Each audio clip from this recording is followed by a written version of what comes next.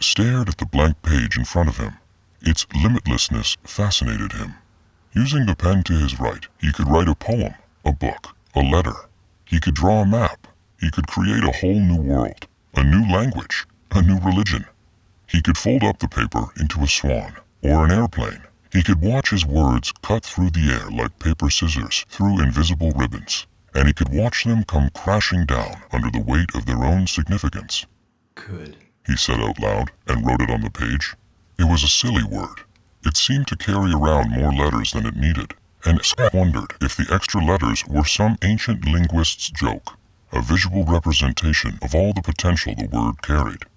He chewed on the word, turning it over and over in his head, looking at it from all angles until, much like with real chewing, he found the word had turned to mush. It no longer resembled itself, and as such, Scott couldn't quite remember what the word meant anymore. He put the pen down and looked over at a smaller piece of paper to the left of the one he was just writing on. It was the paper with M's number on it. He picked it up and spun it around in his fingers a few times.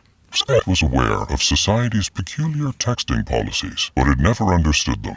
He had watched sitcom after sitcom of friends berating each other for coming across as needy if you texted someone too soon after meeting them, or too aloof if you texted them too late. And while it meant absolutely nothing to him, he knew better than to assume that of others. So he did his best to play by the rules. What would he say anyway? "Hi, I'm Scott and I want to be your friend.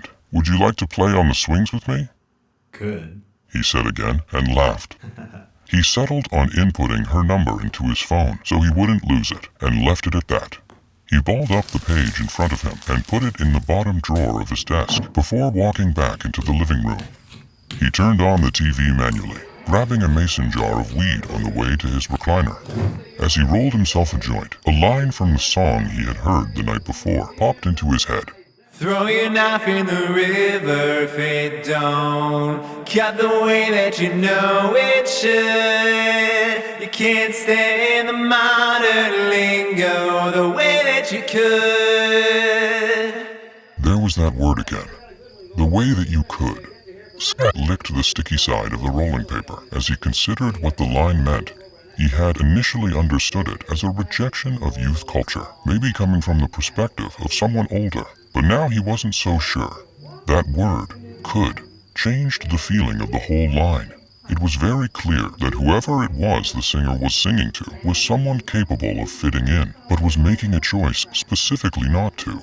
Scott tried to remember more of the song so he could dive further into his theory, but unfortunately couldn't recall the melody anymore, let alone more lyrics. He sparked up his joint and inhaled deeply. He wondered what might be doing at that moment. He imagined her behind the bar at pouring a pint while she took the next patron's order. He imagined himself being that patron, ordering an old-fashioned and discussing the endless possibilities of could with her as she worked. Too high now to drive, Scott resolved to make a trip down to the following night. If nothing else, it would beat sitting at home pretending to write.